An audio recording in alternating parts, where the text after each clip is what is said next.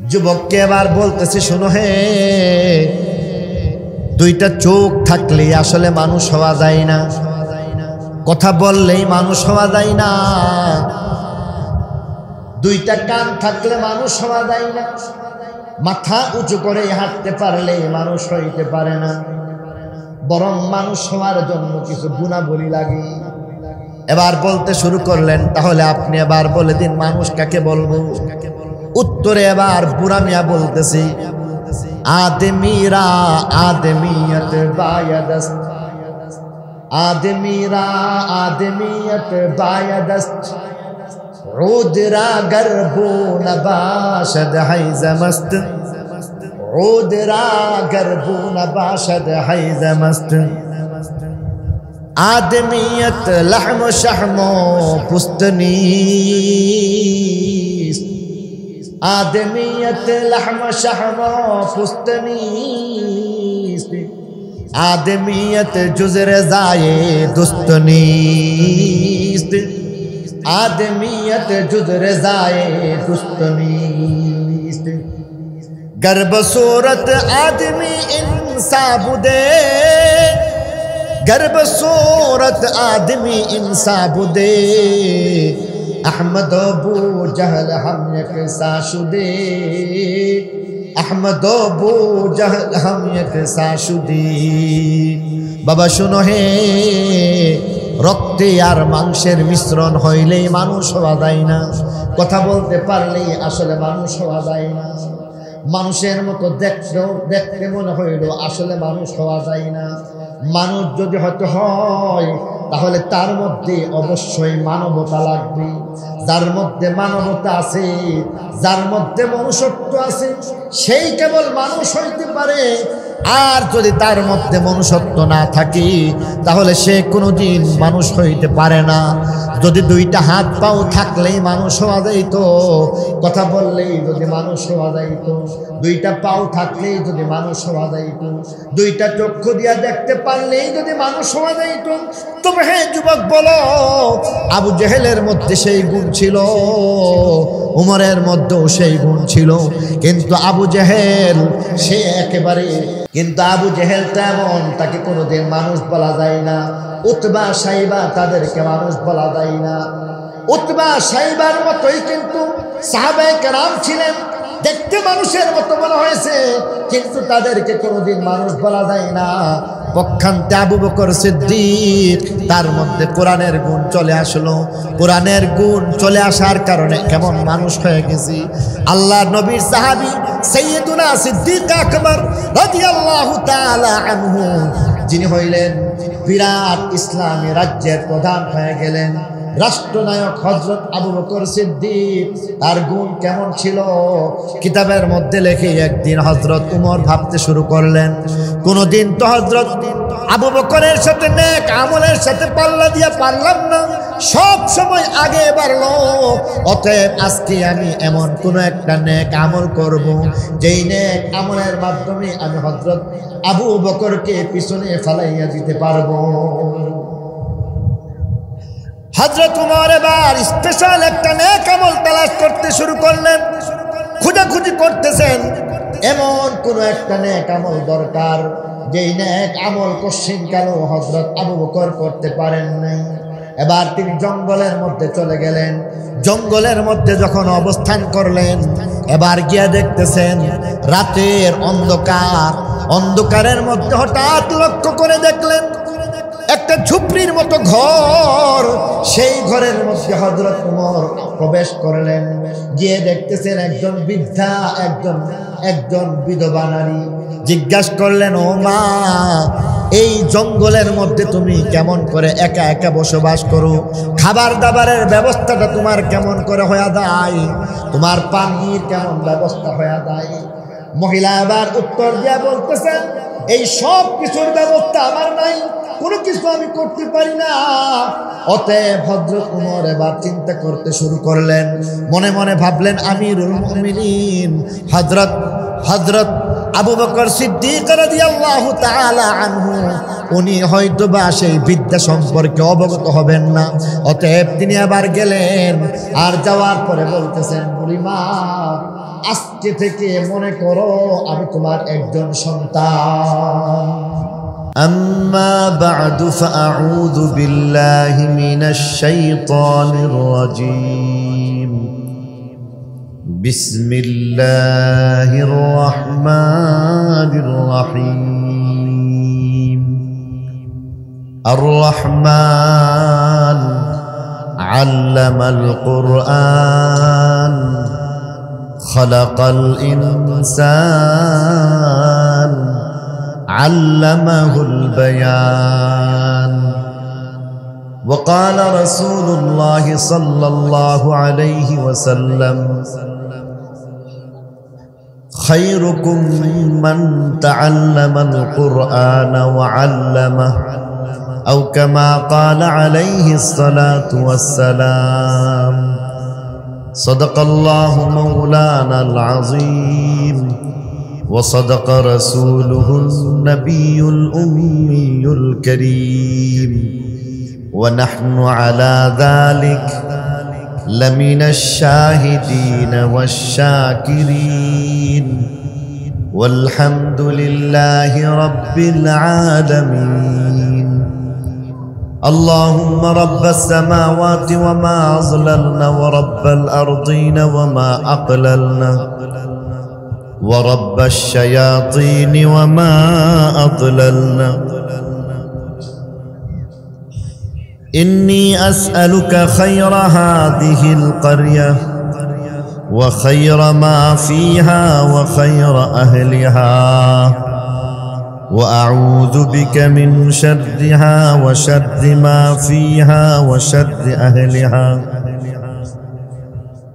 اللهم ارزقنا جناها وحببنا إلى أهلها وحبب صالحي أهلها إلينا. یا رب دے ہمیں عشق محمد،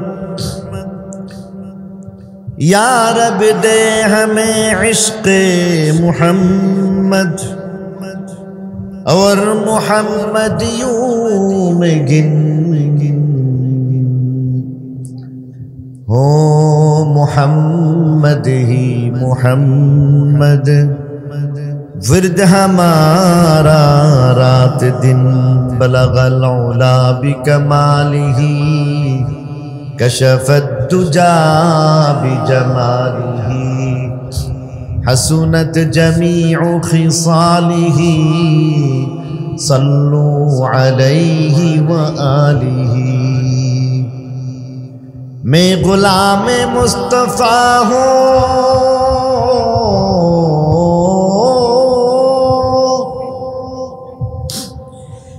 میری عظمت نہ پوچھو،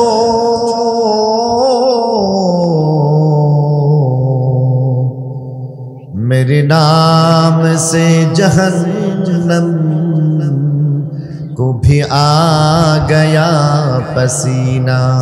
بلغ العلا بکمالہ کشف الدجا بجمالہ حسنت جمیع خصالہ صلوا علیہ وآلہ.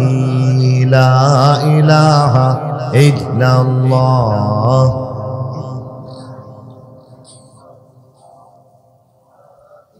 সময় কতক্ষণ?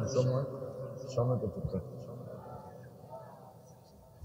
না সময় বলেন, আধা ঘন্টা, 40 মিনিট, 50 মিনিট, 1 ঘন্টা? লা ইলাহা ইল্লাল্লাহ। মোহাব্বতে সবাই পড়ি লা ইলাহা ইল্লাল্লাহ, লা ইলাহা ইল্লাল্লাহ। یار رہے یا رب تو میرا اور میں تیرا یار رہوں، مجھ کو ہے فقط تجھ سے ہو محبت، खल्क से मैं बेजार रहूं। सब खुशियों को आग लगा दो, गम से तेरे दिल शाद रहे।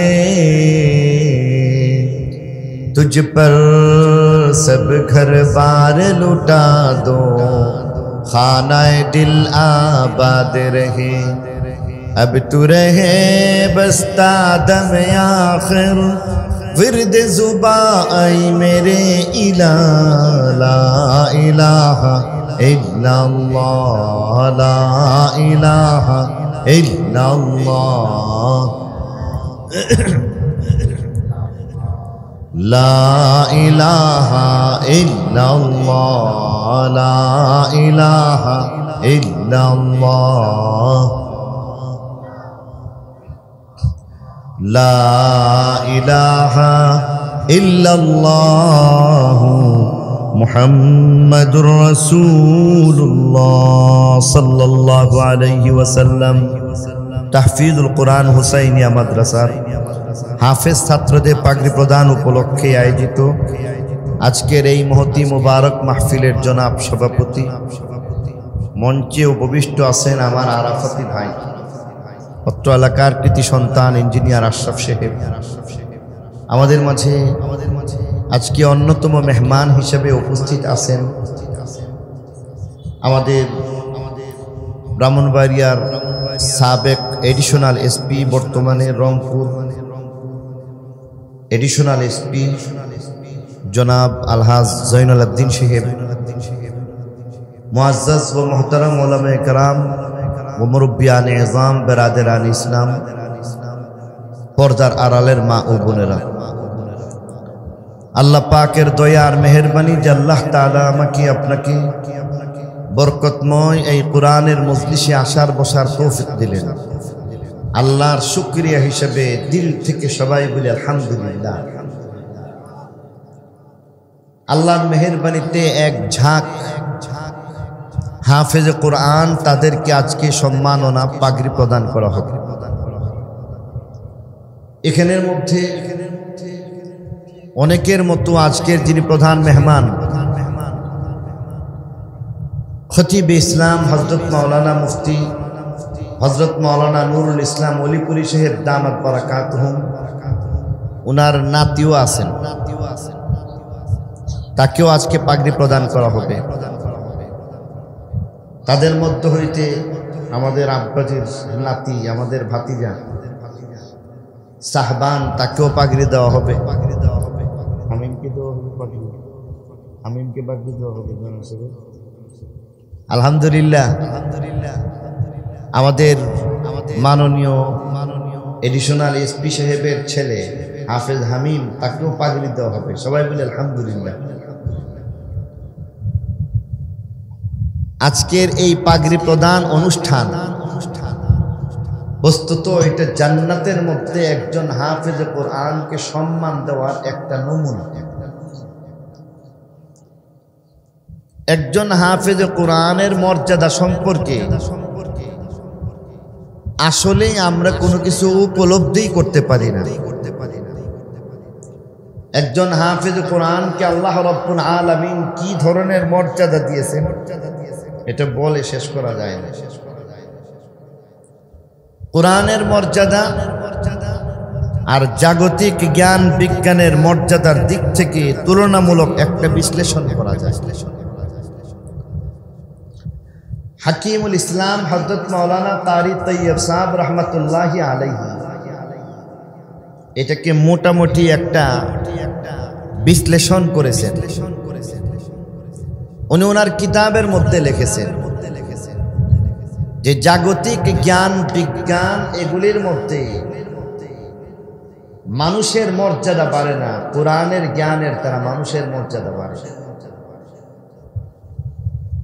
জাগতিক জ্ঞান বিজ্ঞানের কথা যদি বলা হয় তাহলে এমন অনেক বিষয় রয়েছে যা কেবল মানুষের মধ্যে নয় বরং অন্যান্য জীবজন্তুর মধ্যেও তার বহিঃপ্রকাশ ঘটে। হাকিমুল ইসলাম হযরত কারি তৈয়ব সাহেব রহমতুল্লাহি আলাইহি বেশ কিছু উদাহরণ এবং উপমা পেশ করেছেন। আসলে সত্যিকারের মানুষ হয় কোরআনের এলেমের দ্বারা, আর কোরআনের এলেম না থাকলে আসলে মানুষ হওয়া যায় না।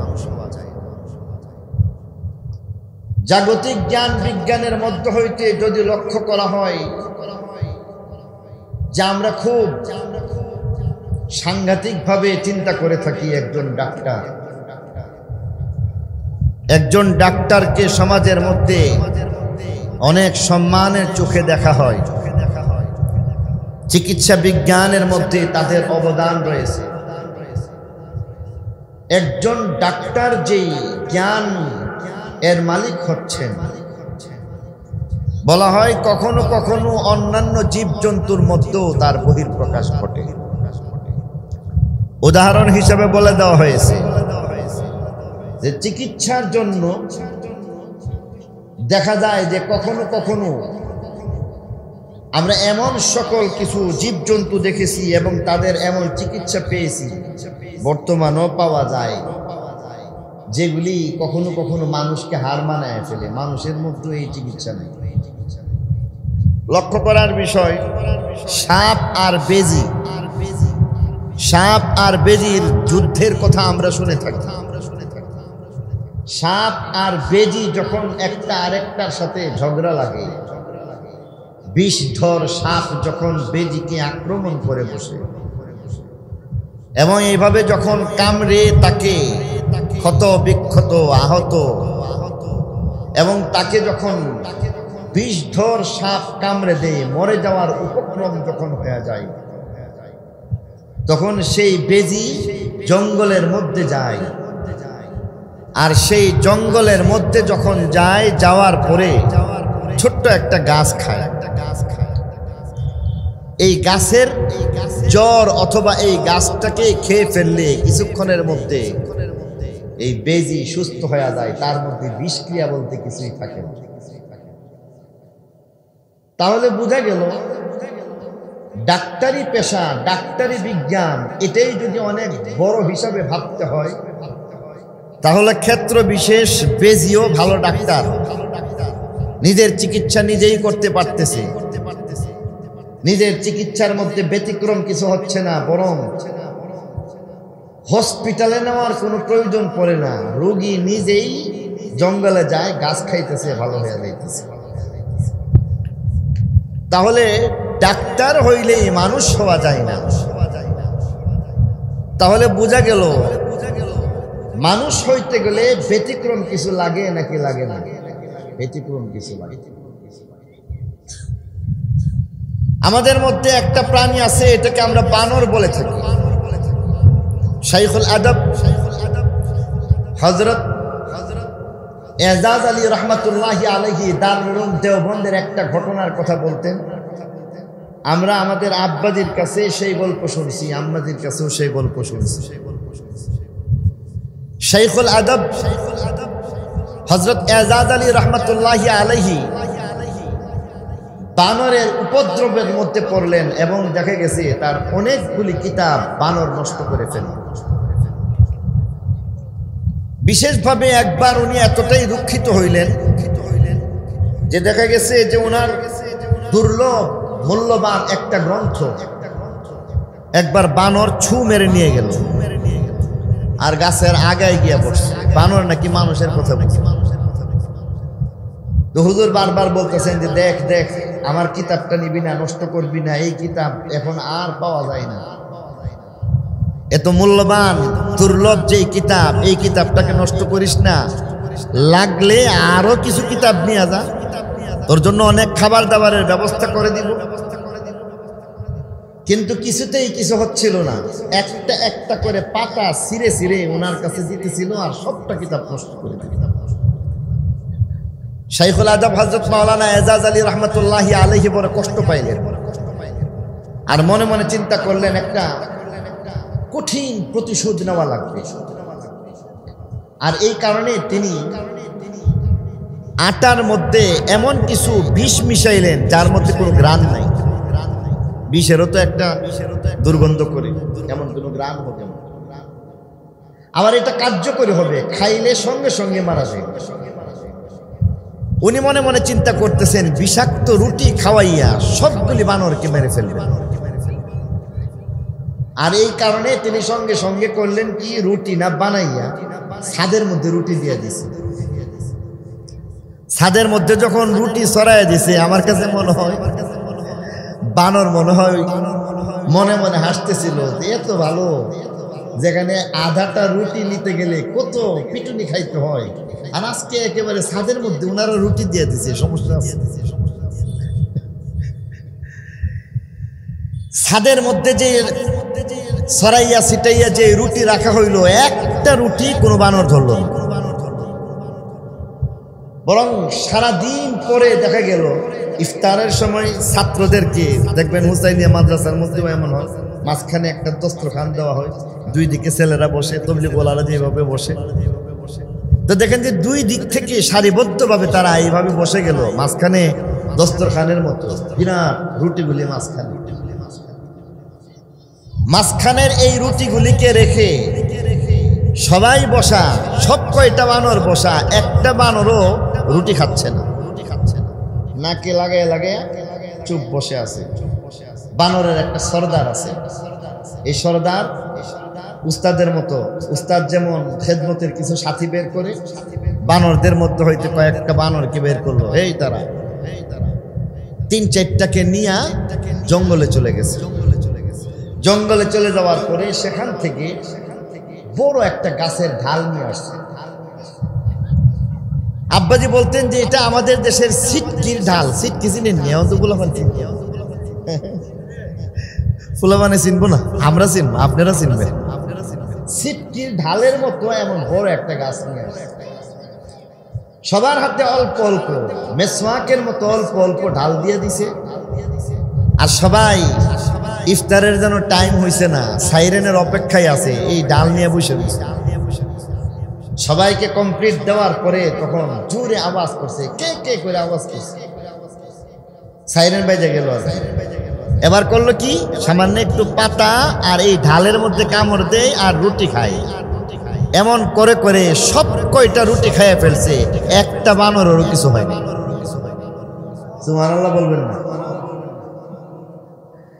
দেখেন ডাক্তাররা তো রোগ ধরার জন্য কি সুবিধা অসুবিধা এগুলি বোঝার জন্য পরীক্ষা নিরীক্ষা করে, এরা নাকের মধ্যে আল্লাহ এই থার্মোমিটার লাগাই দিচ্ছে, বুঝতেছে এখানে বিষ আছে। দ্বিতীয় নম্বরে চিকিৎসা, বিষক্রিয়া নষ্ট করে বিশুদ্ধভাবে খাবারের ব্যবস্থা করতে হয়। আর এর জন্য যেই ব্যবস্থাটা করছেন, এটা বানর কত বড় ডাক্তার, তার পরীক্ষা নিরীক্ষা কত নিখুঁত। যদি এমনই হইতো যে ডাক্তার হইলে মানুষ হওয়া যাইতো, তাহলে বানর মানুষ হয়ে যায়। আমাদের আম্মাজি আব্বাজির মুখে আরো একটা গল্প শুনেছি, সেই লম্বা ঘটনার ছোট্ট করে বলতে হয়। সেটা হচ্ছে একবার কোন একজন হিন্দুস্তানের কোন একজন নিজের ঘোড়া নিয়া জঙ্গল দিয়া কোন এক জায়গায় যাইতেছিলেন। জঙ্গলের মাঝখানে যখন গেলেন, সেখানে যাওয়ার পরে দেখেন হঠাৎ সিংহের গর্জন শোনা যায়। আর সিংহের গর্জন শোনার সঙ্গে সঙ্গে পালা ঘোড়া তারপরেও দাঁড়ায় গেছে, একটা কদম সামনে যায় না।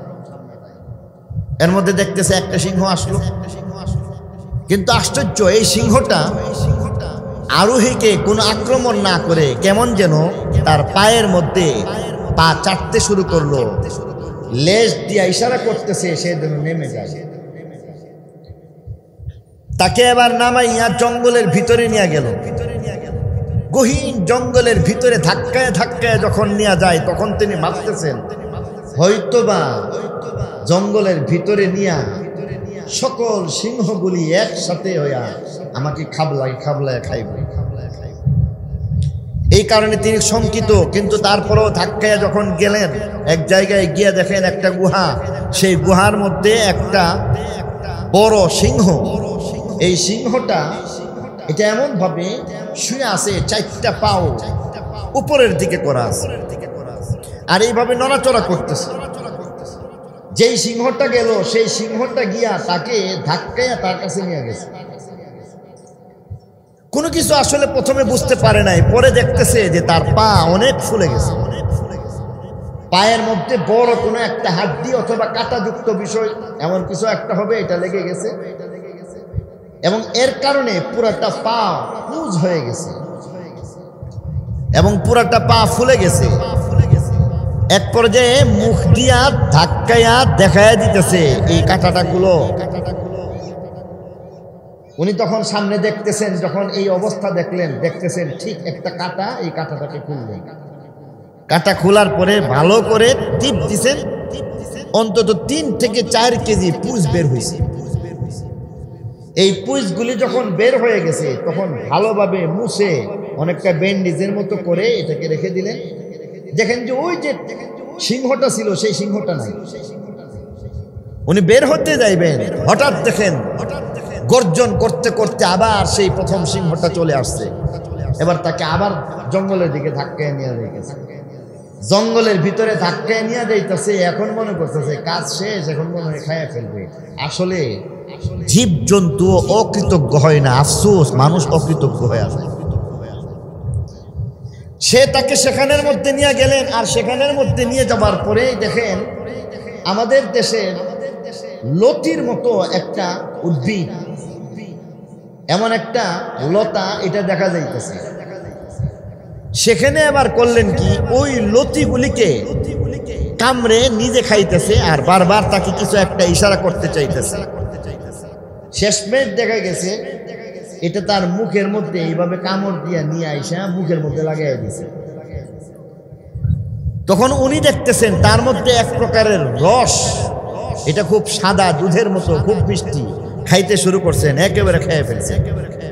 আর এত মিষ্টি, এত সুস্বাদু, জীবনে কোনোদিন আর এমন কোনো মিষ্টিদার দ্রব্য হয়তো কোনোদিন খান নাই। এটা দেখার পরে উনি পেট ভরে খাইলেন। খাওয়ার পরে ওই সিংহ নেজ নাড়তে নাড়তে চলে গেল। কিন্তু বাড়িতে যাওয়ার পরে দেখতেছেন তার মাথার চুল থেকে নিয়ে যা কিছু আছে সব পড়ে গেছে, দাঁত পড়ে গেছে। একটা পশমও নাই, একটা দাঁতও নাই, একটা চুলের চিহ্ন নাই, সব পড়ে গেছে। কেমোথেরাপি দিলে মানুষের যে অবস্থা হয় এমন অবস্থা হয়ে গেছে। তার এটারই যা আছে সব শেষ। তো মনে মনে চিন্তা করতেছেন, যাহারে এই সিংহ তো না জানি কোন ধরনের একটা বিষাক্ত বিষয় খাওয়াই দিছে, আর এখন তো জীবন সংকটাপন্ন হয়ে গেল। কিন্তু মুহূর্তেই দেখা গেছে কিছুদিনের মধ্যেই নতুন করে কাঁচা কাঁচা তার চুল গজাইতে শুরু করলো, নতুন করে দাঁত উঠতে শুরু করলো, নব যৌবন ফিরে পাইল। সুবহানাল্লাহ। পৃথিবীতে এমন কোন চিকিৎসা আছে যে নব যৌবন ফিরে পায়? তাহলে এখানের মধ্যে সিংহের মধ্যে তো সেই চিকিৎসা চলে আসলো। তিনি এত বড় বিজ্ঞানী, এত বড় চিকিৎসক হয়ে গেলেন। একজন মানুষের যৌবন নিঃশেষ হয়ে যাওয়ার পরে আবার যৌবন ফিরে আসতে পারে, এই ওষুধ সিংহ দিয়ে দিছে। সুবহানাল্লাহ বলি। তাহলে ডাক্তার মানুষ হয়ে গেলে বেজিও মানুষ হওয়া লাগে, ডাক্তার মানুষ হয়ে গেলে সিংহ মানুষ হওয়া লাগে, ডাক্তার মানুষ হইলে বানরও মানুষ হওয়া লাগে। কিন্তু আল্লাহ কি তাদেরকে বানরকে কোনোদিন মানুষ বলছে? আল্লাহ তাদেরকে বলেন না। উদাহরণ হিসেবে শেখুল ইসলাম হাকিমুল ইসলাম হযরত কারি তৈয়ব সাহেব রহমতুল্লাহি আলাইহি আরো কয়েকটা অনেকগুলি গল্প বলছেন। সেখানের মধ্যে বলা হইতেছে যে যদি বিচারক হইতে পারলেই মানুষ হওয়া যাইত তাহলে জীবজন্তু মানুষ হয়ে যায়।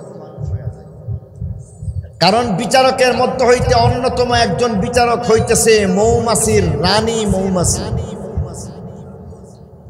রানী মৌমাছির পক্ষ থেকে মৌমাছিদেরকে নির্দেশনা দেওয়া হয়েছে যে কোনো অবস্থাতেই নাপাক মধু সংগ্রহ করা যাবে না, কোনো অবস্থাতেই বিষাক্ত মধু সংগ্রহ করা যাবে না। এই কারণে মৌমাছি যা কিছু সংগ্রহ করে প্রথমত 100% পবিত্র, দ্বিতীয়ত কোনো অবস্থাতেই তার মধ্যে জীবাণু বলতে কিছু থাকে না। ব্যতিক্রম যদি কিছু হয় তখন রানী মৌমাছি তাদেরকে শাস্তির আওতায় নিয়ে আসে। দেখবেন মৌচাকের মধ্যে মাঝে মধ্যে এমন কিছু মাছি পাওয়া যায় যেগুলির ঘাড়গুলি আলাদা থাকে, বিচ্ছিন্ন থাকে। হায়াতুল হাইওয়ান নামক কিতাব আছে, সেখানের মধ্যে বলা হয়েছে এটা হলো ওই রানী মৌমাছি। যখন একটা মাছি মধু সংগ্রহ করে নিয়ে আসে, তখন যাচাই করে যদি দেখতে পারে যে তার মধ্যে বিষাক্ত কিছু আছে, তখন তার জন্য মৃত্যুদণ্ডের ফরমান জারি করেন। আর এই মৃত্যুদণ্ড এমনভাবে বাস্তবায়ন করেন যে একটা কামড় দিয়ে শরীর থেকে ঘাড়কে আলাদা করে মৃত্যুদণ্ড বাস্তবায়ন করেন। বিচারক হইলে যদি মানুষ হওয়া যাইত তাহলে তো তারাও মানুষ হইয়া যায়, কিন্তু মৌমাছি কোনোদিন মানুষ হইতে পারে নাই। রাজনীতির মাধ্যমেও মানুষ হওয়া যায় না। হাঁসের মধ্যে খুব রাজনীতি আছে। লিডার যেদিকে যায় জীবন গেল, বাকি হাঁসগুলি সেদিকে যায়। এখন বর্ষাকাল শেষ পর্যায়ে চলে আসছে। হাওর বাওর অঞ্চল যেখানে রয়েছে সেখানে দেখবেন 10-15-20টা হাঁস একসাথে যাইতেছে। সামনে একটা হাঁস আর পিছনে সবগুলি যাইতেছে। পিছনের যতগুলি হাঁস আছে এগুলিকে নেতা থেকে বিচ্ছিন্ন করা যায় না। নৌকা থেকে লগি বৈঠা দিয়া যদি আপনি বাড়িও দিয়া দেন, আর পিছনের যে হাঁসগুলি আছে এগুলি মায়েরও খায়, এরপরও নেতা যেদিকে সেদিকে যায়। কেমন রাজনীতি শিখছে। সবগুলি হাঁস একসাথে একজুট হয়ে জোটবদ্ধভাবে চলার রাজনীতি হাঁসের মধ্যে আছে। হাঁস যদি রাজনীতির কারণে যদি মানুষ হওয়া যাইত তাহলে হাঁস মানুষ হয়ে যাইত। আরো অনেকগুলি বিবরণ আপনাদের সামনে বলা দরকার, 9:45-এ বয়ান শেষ করা দরকার। আর এই কারণে আমি আমার বয়ানটাকে গুছিয়ে কয়েকটা জিনিস বোঝানোর চেষ্টা করতেছি। 1 নম্বরে, ডাক্তার হইলেই মানুষ হওয়া যায়। আল্লাহ বলেন যে ডাক্তার মানুষ হইতে পারে না। ডাক্তার হইলেই মানুষ হওয়া গেলে জীবজন্তুর মধ্যে অনেক জীবজন্তু মানুষ হয়ে যাইত। আমাদের ইঞ্জিনিয়ার সাহেব আছে, এই জন্য আরেকটা কথা তো বলাই লাগে। আর্কিটেকচার হিসাবে বাবুই পাখির বিকল্প কিছু নেই। বাবুই পাখিকে দেখছেন? হ্যাঁ, বাবুই পাখি। এই বাবুই পাখি কত চমৎকার ডিজাইন করছে। এখানের মধ্যে ওই বলতেছে বৃষ্টি পড়ে না, রৌদ্র লাগে না, ঝড় তুফানের সমস্যা হয় না, আবার ড্রয়িং রুম, ডাইনিং সব আছে। একটার মধ্যে থাকে, আরেকটার মধ্যে মেহমানের জন্য, আরেকটার মধ্যে এমন রাখছে একটা ছোট্ট একটা শলাকার মতো লাগাই রাখছে। এটা দিয়া এরা জামাই বউ দুল খায় মাঝে মধ্যে। সুবহানাল্লাহ। তাহলে ইঞ্জিনিয়ার হইলে মানুষ হওয়া যায় না, ডাক্তার হইলে মানুষ হওয়া যায় না, কবিরাজ হইলে মানুষ হওয়া যায় না, রাজনীতিবিদ হইলে মানুষ হওয়া যায় না, বিচারক হইলে মানুষ হওয়া যায় না। মানুষ কেমনে হইবে? আল্লাহ বলেন আর রহমান আল্লামাল কুরআন খালাকাল ইনসান আল্লামাহুল বায়ান। আবার আল্লাহ বলেন আর রহমান, দয়াময় আল্লাহ, যার গুণ হইতেছে আল্লামাল কুরআন, কুরআন শিখাইলেন, খালাকাল ইনসান, মানুষ বানাইলেন, আল্লামাহুল বায়ান, বাক শক্তি দান করলেন। মহান আল্লাহ রাব্বুল আলামিনের গুণ হইতেছে কোরআন শিক্ষা দিয়া মহান আল্লাহ সেই জানোয়ারটাকে মানুষ বানায় দেন। কোরআনের শিক্ষা থাকলে মানুষ হওয়া যায়, কোরআনের শিক্ষা না থাকলে মানুষ হওয়া যায় না।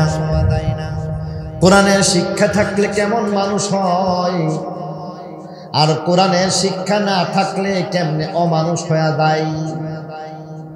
দেশের মধ্যে দেখবেন কিছু মানুষ একসময় এই দেশ থেকে বিতাড়িত হয়েছে, কোরআনের শিক্ষা না থাকার কারণে মানব রূপী হইতে পারে, কশ্চিনকালও মানুষ হইতে পারে না। তুই একটা লণ্ঠন নিয়ে ঘুরতেছেন, লোকেরা এবার জিজ্ঞাসা করতেছে, ও আল্লাহর এমন ভর দুপুরের মধ্যে আপনি ভিড়ের মধ্যে লণ্ঠন নিয়ে গেলেন, হারিকেন নিয়ে গেলেন, কুপি বাতি নিয়ে গেলেন, আর নিচে তাকাইয়া তাকাইয়া কি যেন খুঁজতে শুরু করলেন। বলেন বলেন আপনি কি চান? লোকটা এবার উত্তর দেয়া বলতেছে, বাবা আমি একটা জিনিস হারায় গেছে, সেই জিনিসটা পাওয়ার চেষ্টা করতেছি, তালাশ করতেছি। বাজারের মধ্যে কোন জিনিস আপনি তালাশ করতেছেন? লোকটাকে এবার উত্তর দিয়া বলতেছেন, শোনো, এই বাজারের মধ্যে আমি একজন সত্যিকারের মানুষ তালাশ করি। আমি একজন মানুষ তালাশ করতেছি। যুবক কয়, মাথা ঠিক আছে। হাজার হাজার মানুষের মধ্যে আপনি আসছেন, ধাক্কায় ধাক্কায় চলেন, আবার সূর্যের আলোতে চলতেছে না, আপনি এখানের মধ্যে কুপি বাতি নিয়ে, মোমবাতি নিয়ে মানুষ তালাশ করেন। এগুলি মানুষ মনে হয় না? এবার বুইরা উত্তর দিয়া বলতেছে, আনা মারদাস্ত, এই এগুলির মানুষ মনে হয় না, এগুলিকে মানুষ মনে হয় না, আনা মারদাস্ত, এগুলি মানুষ না। যুবক জিজ্ঞাসা করতেছে, তাহলে আপনি এবার বলে দেন মানুষ কোথায়? যুবককে এবার বলতেছে, শোনো হে, দুইটা চোখ থাকলে আসলে মানুষ হওয়া যায় না, কথা বললেই মানুষ হওয়া যায় না,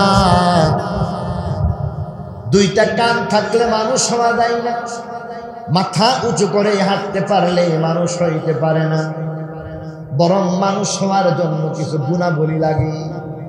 এবার বলতে শুরু করলেন, তাহলে আপনি এবার বলে দিন মানুষ কাকে বলবো?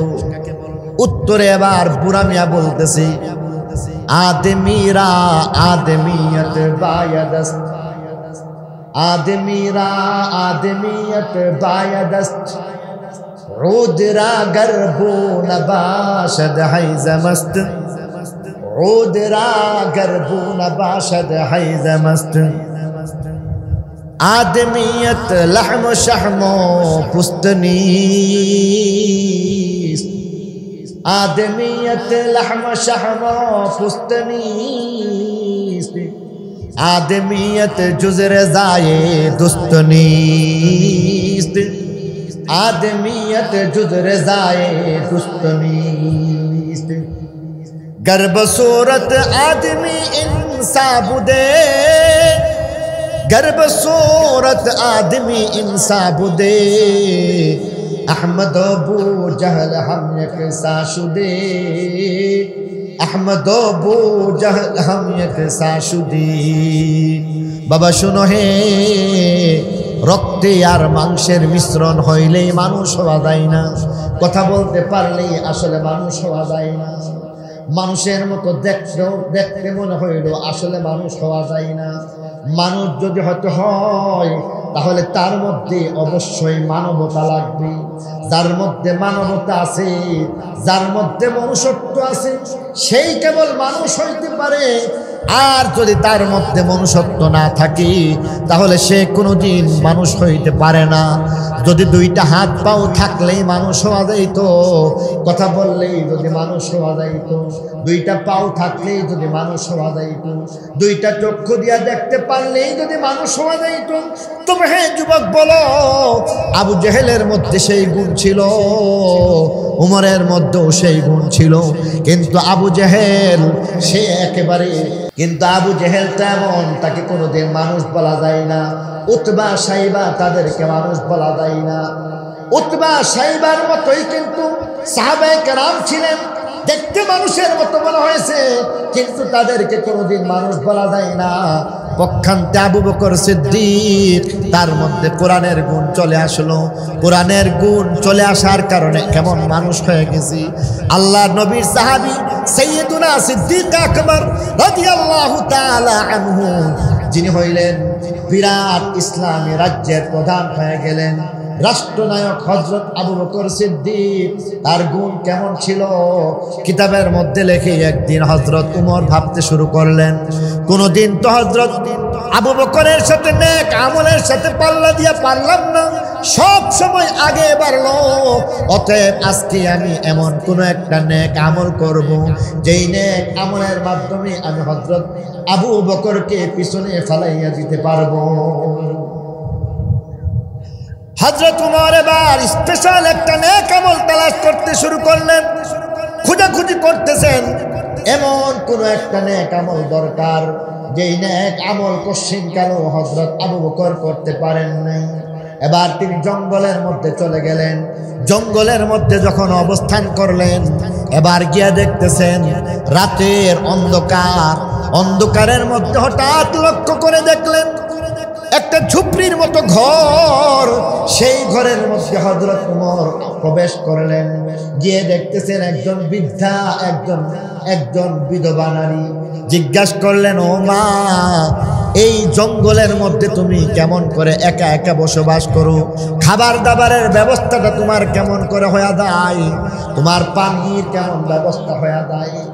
মহিলা এবার উত্তর দিয়া বলতেছেন, এই সব কিছুর ব্যবস্থা আমার নাই, কোনো কিছু আমি করতে পারি না। অতএব হযরত উমর এবার চিন্তা করতে শুরু করলেন। মনে মনে ভাবলেন, আমিরুল মুমিনিন হযরত আবু বকর সিদ্দিক রাদিয়াল্লাহু তাআলা আনহু, উনি হয়তোবা সেই বিদ্যা সম্পর্কে অবগত হবেন না। অতএব তিনি আবার গেলেন, আর যাওয়ার পরে বলতেছেন, বুড়িমা, আজকে থেকে মনে করো আমি তোমার একজন সন্তান। মনে করো আজকে থেকে আমি যেন তোমার একজন সন্তান। আজকে থেকে ভাবতে থাকো আমি তোমার একজন সন্তান। অতএব পানি প্রতিদিন আমি তোমাকে উঠাই দিব। আজকে থেকে রুটির ব্যবস্থাটা আমার দ্বারাই হয়ে যাবে। হুজুর একটা চেয়ার দেন না, এই হুজুরের সামনে একটা চেয়ার দেন।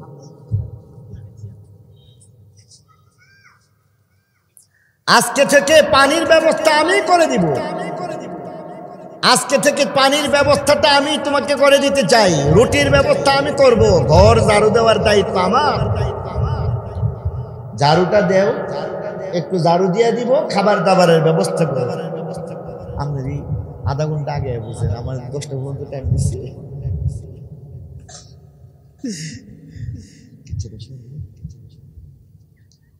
আজকে থেকে আমি তোমার সবকিছু করে দিতে চাই। সাইয়েদনা হযরত আবু বকর, সাইয়েদনা হযরত ওমর ইবনুল খাত্তাব রাদিয়াল্লাহু তাআলা আনহু, এবার উনি করলেন কি, ঝাড়ু দিয়া টান দিয়া ঝাড়ু দিতে শুরু করবেন। এবার মহিলা বলতেছে, বাবা আজকে তো লাগবে না, আজকে খাবার দাবার, পানি, রুটি আর ঘর ঝাড়ুর ব্যবস্থা হয়ে গেছে। এবার বলতেছেন যে তুমি না বললা তোমার কেউ নাই? কি জানি, তুমি আসার একটু আগে কোত্থেকে একজন আসলো, সব ব্যবস্থা করে দিয়ে গেল। তুমি আগামীকালকে সেই কাজটা করবা। হযরত উমর এবার চিন্তা করতেছেন যে আচ্ছা আগামীকালকে যাব, ফজরের আগে হাজির। ফজরের আগে আগে হাজির হয়ে এবার বলতেছেন যে মা, আজকে ঝাড়ুটা দেবো, পানি নিয়ে আসো, কলসিটা দেবো, রুটির ব্যবস্থা করে দিও। তো এবার বলতেছেন যে বাবা আজকেও তো ওই লোকটা, কালকের লোকটা আসছে, আজকেও তুমি পারলা না, তুমি আরেকদিন আসো। তৃতীয় দিন এবার মনে মনে চিন্তা করতেছেন, তাহাজ্জুদের সময় যাইব। তাহাজ্জুদের সময় গিয়ে উপস্থিত হয়ে গেছেন। এবার বলতেছেন যে মা, আজকে তো সেই লোক আসার কথা না, খানিকটা রাত বাকি আছে, তাহলে আজকে আমাকে এটা দিয়ে দাও, ঝাড়ু দাও। আগে ঝাড়ু দিয়ে দেই, পানি আনতে যাব আর রুটির ব্যবস্থা করতেছি। মহিলা এবার বলতেছেন যে দেখো, ঘর তো ঝাড়ু হয়ে গেছে, আর ওই লোক পানি আনতে ঝর্ণার কাছে পারে গেছে, তুমি অপেক্ষা করো, দেখা করে দেবে। হযরত উমর ভাবতেছেন কে সেই ব্যক্তি যার জন্য আজকে 3 দিন পর্যন্ত পারা যাচ্ছে না। এবার তিনি ভাবতেছেন কে হইতে পারে। গাছের আড়ালে উনি দাঁড়ায় অপেক্ষা করতেছেন। হযরত উমর বলেন, কিতাবের মধ্যে লেখছে পূর্ণিমার চাঁদ ছিল, আর এই পূর্ণিমার চাঁদ থাকার কারণে স্পষ্ট দেখা যাচ্ছে সারা শরীর আবৃত, চেহারাটা ঢেকে কোন একজন তরতর করে পাহাড়ের দিকে বেয়ে বেয়ে উঠতেছে। ঝর্ণা পাড়ি দিয়া পানি নিয়ে এসে যেই কিনা পাশ দিয়া যাইতেছে ডাক দিয়া বলতেছে মাকানাক, এই জায়গায় দাঁড়াও, কি তোমার চিনতে হবে। আগন্তুক থামলেন না, সামনের দিকে যাচ্ছেন। আবার তিনি নিজের পরিচয় দিয়া বলতেছেন যে আনা উমর, আমি উমর, দাঁড়াও। উমরের কথা শুনে না সেই মানুষটাকে আরো একটু সামনে গিয়া একটা ঝটকা দিয়া চাদরটাকে সরাইয়া দিলেন। হযরত উমরের বক্তব্য হচ্ছে, যখন চাদরটাকে সরাইয়া দিলাম, সরাইয়া দেওয়ার পরে মনে হচ্ছে আমার নিচের পাহাড়টা যেন আস্তে করে সরে গেছে, কারণ সেই ব্যক্তি অন্য কেউ ছিল না, তিনি ছিলেন ওই সময়ের সবচাইতে বড় আল্লাহওয়ালা, আল্লাহ নবী যাকে নিয়ে গর্ব করেছেন, তিনি ছিলেন একমাত্র ইসলামী রাষ্ট্রনায়ক হযরত আবু বকর সিদ্দিক। তিনি আজকে 3 দিন পর্যন্ত সেই কাজ করতেছে। মানুষ হইতে পারছে নাকি পারছে না? হযরত উমর, যিনি এবার এমন ভাবে, যার এমন রাষ্ট্রনায়ক হওয়ার পরেও দেখা গেছে কাঁধের মধ্যে করে তারপরে নিয়ে গেছে গরিবের খাবার নিয়ে গেছে। আর আজকে আমরাও কাঁধের মধ্যে নেই, তবে এটা গরিবের বাড়িতে নিয়ে যায় না, বাইতুল মাল থেকে গরিবের বাড়িতে যায় না, বরং বাইতুল মাল থেকে এটা আমাদের নিজেদের পকেটে চলে যায়। ঠিক কিনা বলেন? অতএব কোরআনের শিক্ষা পাইলে কি হবে এটা একটু বোঝা যায়। আজকে দেখুন, আমার কাছে আসলে বলতে ভালো লাগতেছে, আমাদের সাবেক এডিশনাল এসপি সাহেব, তিনি বর্তমানে রংপুরে কর্মরত অবস্থায় আছেন, ওনার ছেলে আজকে এখানে পাগড়ি পাইব, আলহামদুলিল্লাহ বলেন। যারা আসলে কোরআন নিয়ে গবেষণা করবেন, যারা আসলে সমাজ নিয়ে ভাববেন, আর আপনি যখন একটা কম্পেয়ার করবেন তখন দেখবেন যারা কোরআনওয়ালা, এই কোরআনওয়ালারাই সবসময় মানব সেবায় এগিয়ে আসতেছে। ঠিক কিনা বলেন? যখন দেখা গেছে করোনার মধ্যে যখন দেখা গেছে সন্তান বাবা লাশ ধরে না, এই কোরআনের পাখিরা তখনও মানব সেবায় এগিয়ে আসছিল। যখন সবাই পিছায়া যায়, কোরআনওয়ালারা তখন মানবতার সেবায় এগিয়ে আসে। এই কারণে যদি সত্যিকারের মানুষ দেখতে চান, কোরআনের শিক্ষায় শিক্ষিত তাদের মধ্যে খুঁজে বেড়ান, মানুষ খুঁজে পাইবেন। আগামী প্রজন্মকে যদি মানুষ হিসেবে দেখতে চান, তাহলে কোরআনের শিক্ষার বিকল্প বলতে কিছুই নাই। ঠিক কিনা বলেন? হুসাইনিয়া মাদ্রাসা, এটাকে আল্লাহ কবুল করুক, সবাই বলে আমিন। এই মাদ্রাসার যে সমস্ত ছাত্ররা আজকে পাগড়ি পাচ্ছেন, আল্লাহ তাদেরকে সত্যিকারের মানুষ হিসেবে কবুল মঞ্জুর করুন। যা বললাম সব কয়টা কথার উপর আমাকে আপনাকে সকলকে আমলের তৌফিক দান করুন। সুবহান রাব্বিকা রব্বিল ইজ্জাতি আম্মা ইয়াসিফুন ওয়া সালামুন আলাল মুরসালিন ওয়ালহামদুলিল্লাহি রাব্বিল আলামিন। আসসালামু আলাইকুম ওয়া রাহমাতুল্লাহি ওয়া বারাকাতুহু।